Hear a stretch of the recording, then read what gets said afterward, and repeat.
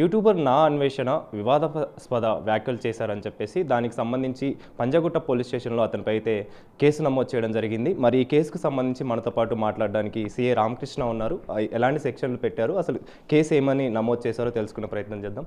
Sir చెప్పండి, ముఖ్యంగా ఈ యూట్యూబర్ నా అన్వేషణ వివాదాస్పద వ్యాఖ్యలు చేశాడంటూ కూడా కేసు పెట్టడం జరిగింది. ఈ కేసుకు సంబంధించి డీటెయిల్స్ ఏమున్నాయి? గత నెల 29వ తారీఖు రోజు నాడు కరాటే కళ్యాణ్ అని చెప్పేసి ఒక మహిళ కంప్లైంట్ ఇవ్వడం జరిగింది. నా అన్వేషణ అనే యూట్యూబ్ ఛానల్ నడిపించేటువంటి వ్యక్తి హిందూ మతాన్ని కించపరిచే విధంగా, హిందూ మతానికి సంబంధించిన దేవతలను కించపరిచే విధంగా మాట్లాడారని, అదేవిధంగా సినీ నటుడు శివాజీ మీద కూడా అతన్ని బెదిరిస్తూ చంపాలని చెప్పేసి అతన్ని వ్యాఖ్యానించడం చెప్పి కంప్లైంట్ ఇవ్వడం జరిగింది. దాన్ని బేస్ చేసుకొని మేము ఎఫ్ఐఆర్ రిజిస్టర్ చేసాము.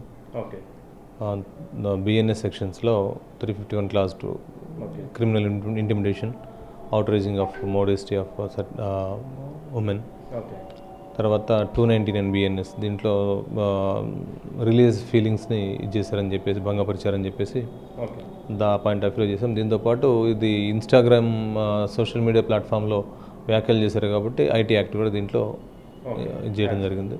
అంటే ఐటీ యాక్ట్ ప్రకారం మీరు సెక్షన్ కూడా నమోదు చేయడం జరిగింది. మరి ఈ సెక్షన్ ప్రకారము ఎలాంటి శిక్షలు అతనికి సంబంధించి ఉంటాయి? మీరు ఏవైతే సెక్షన్లు నమోదు చేశారో వాటికి సంబంధించి ఏ విధమైన దర్యాప్తు చేయనున్నారు సార్?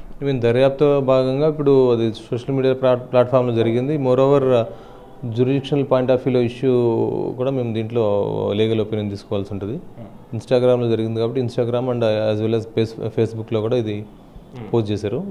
ఇద్దరికి కూడా సర్వీస్ ప్రొవైడర్స్కి మేము లెటర్స్ పెట్టాం. దాని మీద ఇన్ఫర్మేషన్ కలెక్ట్ చేసిన తర్వాత ఫర్దర్ ప్రొసీడ్ అవుతాం. ఇన్స్టాగ్రామ్కి సంబంధించి కావచ్చు, యూట్యూబ్ ఛానల్కి సంబంధించి కావచ్చు, మీరు లేఖ రాయడం జరిగింది. అంటే ఎప్పుడు రాశారు సార్? దానికి సంబంధించి అప్డేట్ ఏ విధంగా ఉంది? ఇంతవరకు అప్డేట్ ఏం రాలేదు. మేము వెరీ నెక్స్ట్ డే లెటర్ రాయడం జరిగింది.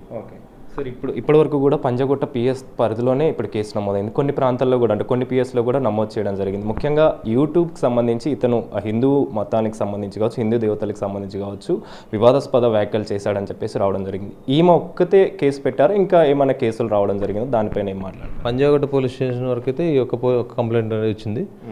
బట్ ఇది సోషల్ మీడియా ప్లాట్ఫామ్ ఇన్స్టాగ్రామ్లో జరిగింది కాబట్టి ఆమె ఇక్కడ ఉండే రెసిడెంట్ కాబట్టి ఆమె ఇచ్చిన కంప్లైంట్ మేము తీసుకొని ఎఫ్ఐఆర్ చేయడం జరిగింది. మిగిలిన పోలీస్ స్టేషన్లో ఆమె వేరే వాళ్ళు కంప్లైంట్ ఇచ్చారా లేదా ఇదే వ్యక్తి కంప్లైంట్ ఇచ్చిందనే విషయం మేము ఇంకా తెలుసుకోలేదు. సార్ శిక్షలకు సంబంధించి, అంటే మీరు కేసు ఏవైతే నమోదు చేశారో దానికి సంబంధించిన దర్యాప్తుల భాగంగా అతన్ని రప్పించే అవకాశం ఉంటుందా, లేదా ఎలా ఉంటుంది ఫర్దర్గా దానికి సంబంధించిన దర్యాప్తు?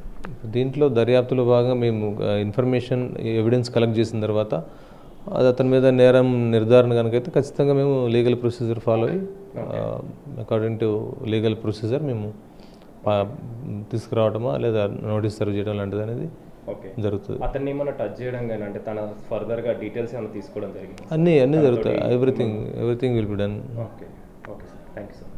సో మొత్తానికైతే సీఏ చెప్తున్న వివరాల ప్రకారం ముఖ్యంగా ఈ కేసుకు సంబంధించి నా అన్వేషణ హిందూ దేవతలపైన వివాదాస్పద వ్యాఖ్యలు చేశాడంటూ కూడా కరాటే కళ్యాణి కంప్లైంట్ చేయడం జరిగింది. ఆ కంప్లైంట్లో భాగంగానే కేసు నమోదు చేసుకుని అయితే దర్యాప్తు చేస్తున్నాం. ఇందులో భాగంగానే సోషల్ మీడియా ప్లాట్ఫామ్కి సంబంధించి, అంటే ఇటు ఇన్స్టాగ్రామ్కి సంబంధించి కావచ్చు, యూట్యూబ్కి సంబంధించి కావచ్చు, వాటికి సంబంధించిన లేఖలు కూడా రాసాం. వారికి సంబంధించిన డీటెయిల్స్ కూడా వస్తే ఫర్దర్గా దర్యాప్తు వేగవంతం చేస్తామని చెప్పేసి సీఐ చెప్తున్నారు. కెమెరా పర్సన్ వినోద్తో కలిసి Anil, big TV, Panjagutta police station నుంచి.